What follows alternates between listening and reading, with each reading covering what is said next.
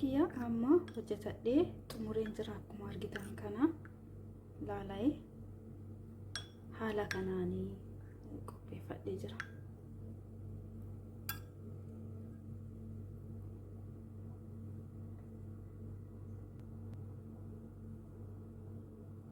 Marriiqaa kiyyatti kanatti naqadha. Guyyaa 3 fayyada jechuudha.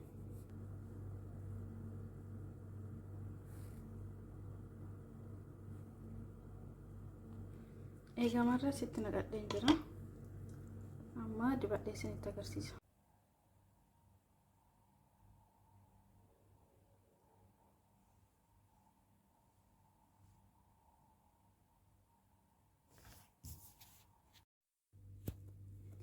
Nagaanii fi araarri Waaqayyoo bakka jirtanii fi gidduu jirtanitti isiniif haa baay'atu. Obboleewwan kiyya HK jalatti argamtan hundumti keessanuu akkam jirtu? Ani nagaa guutuu irraa afaan qaba. Egaa maarree obboloota kiyya har'a fuula kiyyaa fi wantoota qopheeffachuu barbaade qabadhee isinii dhufee jira. Akkuma argitan dinnicha gaarii tokkichaa fi nishaa yookaan boqqolloo, daakuu boqqollooti. Egaa maarree dinnichi akkuma beektanii fuula keenya walitti shushuntuurratu yeroo malee dulluma kan namatti fidu namarraa hambisa. Fuulli keenya yeroo hundumaa akka bifa daa'imummaa keenya eeggate jiraatu nu godha isiniin jedha obboloota kiyya. Kiyaariin immoo wantoota fuula keenya irratti gugurraachatee nixaxaabii godhatee nurraa balleessaa isiniin jedha. Nishaanis akkasuma fuula keenya nuuf xirritti godha. Yeroo malee fuulli keenya akka hin dulloomne, yeroo malee akka fuulli keenya walitti shuntuurranne nuuf fayyada isiniin jedha obboloota kiyya. Baay'ee tokko gaariidha. Fuulli keenya gimmaashni gurraachi bugunchi yeroo baay'ee nutti ba'a. Isa san nurraa balleessa isiniin jedha. Inni xibxaabii fuulli keenya akka tokko ta'u nuuf godha, bifa tokko akka qabaannu nuuf godha. Dinnichis akkasuma isiniin jedha. Baay'ee tokko gaariidha. Haala kamiin immoo akka qopheessinu walumaan laalla. Asitti maarree isaanii dinnichaa fi wannaadhaaf kiyaarii qopheeffadheen jira. Akkuma argitan karaa faqqadha. Harka tokkoon immoo waan waraabuu fi faaqee tanaan deebi'ee dhufa. Egaa maarree obboleewwan kiyya akkuma argitan kana kiyaariidhaa fi dinnicha dinnicha haala kanaan harka tokko waan waraabuuf isiniin jedha obboloota kiyya. Ija kanaan walitti wannaa jedheen jira. Immoo gara nattan dhiibbee dhufa. Egaa maarree obboleewwan kiyya akkuma sila isinitti agarsiise bishaan kuni bishaan dinnichaatii fi bishaan kiyaariiti. Dinnicha gizee faqaffaxan irraa qodaa isaa irraan kaasinaa yookaan irraa hin quncisinaa akkasumatti faqaffaquu qabdu. Bishaan kun amma bishaan kiyaariitii fi wannaa walitti dhiibbee jira. Erga faqaffaqee ka'een booda isiniin jedha. Akkuma argitan haala kanaanii. Egaa maarree amma erga bishaan kana immoo akkamitti qopheeffannee kaaniin booda maal gochuu qabna?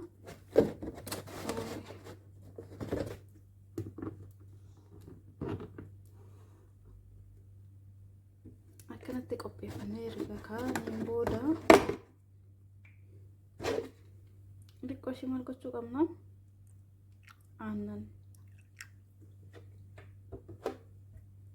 osoo baay'isin diqqeessitanii aannan bifa kanaan itti naqattu jechuudha. Erga aannan itti naqattaniin booda immoo daakuu boqqolloo itti naqxu.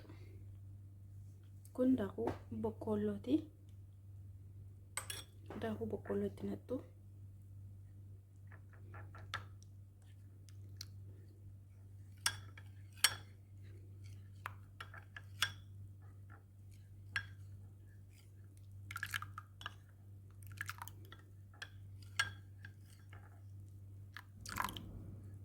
Akkana ta'ee jira.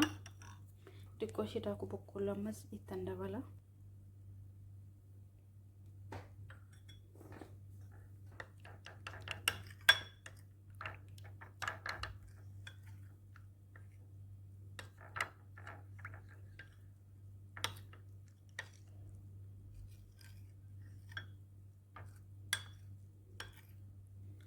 Egaa maarree amma akkana nu ta'ee jira isiniin jedha obboloota koo. Haala kamiin immoo akka qopheessinu kan ittaan immoo haala kamiin isinii fida isiniin jedha.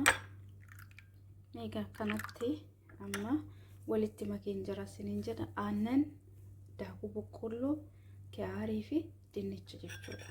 Kun wantoota mana keenya keessatti argamu haala salphaadhaan fuulli keenya akka walitti shuntuurran ijji keenya jala anama ijji kiyya jalli baay'inaan irribarraan kan ka'e na gurraachata yeroo baay'ee isiniin jedha. Kanaaf akka nun gurraachanne wantoonni gugurraachi fuula keenya irratti yaa'eetoo fuulli keenya akka nun banne fuulli keenya burree akka nun taane bifa tokko ta'ee akka nuuf jiraatu goonaas isiniin jedha. Wanti nama miidhu tokko illee hin jiru. Wanti as keessatti wannaa nama jedha nama fakkeenyaa fi argiisa yookaan ireetii yeroo fayyadamu fuula kiyyannaa na hoosisa dafee ofirraa dhiqaa ergasii fayyadamee hin beeku maaliif wanti sun akka naaf hin tasmaamaan beekeen jira isiniin jedha. Kanaaf obboleeta koo wanta isiniin tasmaamaan hojjettanii fuula keessan isin hoosisee daftaniitu ofirraa dhiqattu maaliif wanti sun wanta isiniin tasmaamaan jechuudha. Kun immoo jechuudha dhugaan isiniin jedha itti fayyadamtanii osoo laaltanii baay'ee tokko gaariidhaan isiniin jedha. Amma akkamitti akka qopheessu ani bishaan kiyya nan danfifadha.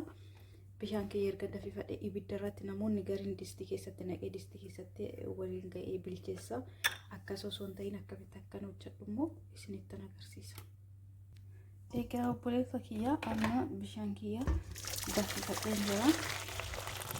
Egaa bishaan kiyya akkanatti danfiseen booda fidee tanani isaan qopheesse bishaan keessa gadi kaa'a. Bishaan keessan gadi kaa'a jechuudha. Amma dhagaa inni naa furdatutti bishaan kana keessatti waliin ga'a deema jechuudha.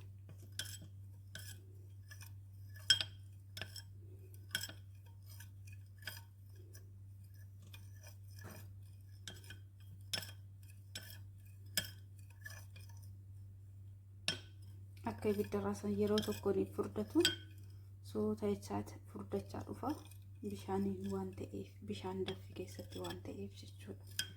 Kanaaf ibidda irraa keessanii waan jechuun bilcheessuurra akkanatti bishaan danfistanii bishaan wanta akkanaa kanatti ganaxxaniin booda waan qopheeffattan immoo asitti akkanatti sosochoosaatu soota ichaatu ho'aa gara furdinaatti dhufa. Egaa daqiiqaa baay'ee waan nurraa fudhatuuf itti deebina yoo inni furdatee ka'een booda.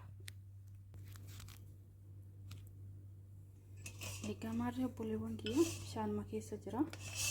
Akkanatti naa furdatee jira.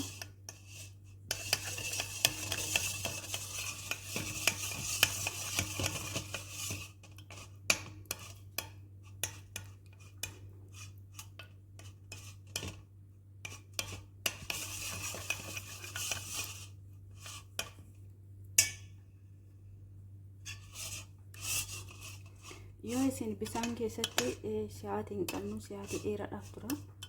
Yoo akkasitti hojjechuudhaaf sa'aatii hin qabnetti bishaan akkanatti erga qopheessan bishaan erga akkanatti qopheessitaniin booda ibiddarra jechuudha distii keessatti saaniidhaan akkanatti bishaan irra keessanii kaatanii distii keessatti wanna jechuu hin dandeessu tursiisuu hin dandeessu.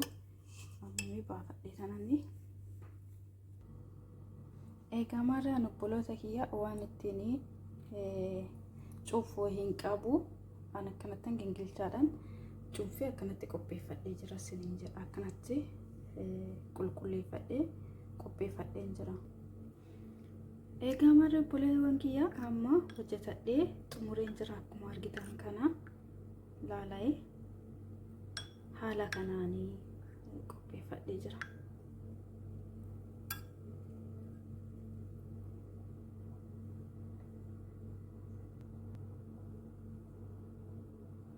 Maarree qaa kiyyatti kanatti naqadha guyyaa 3 fayyadaa jechuudha.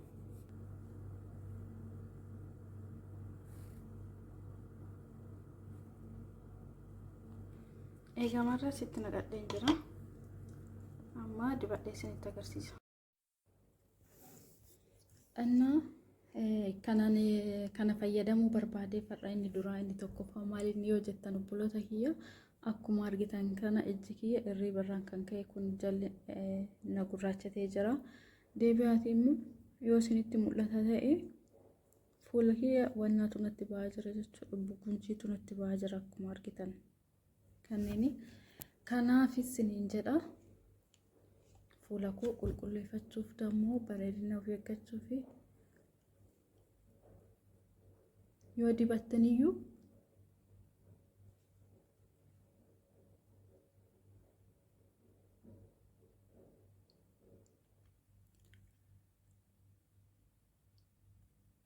argitani.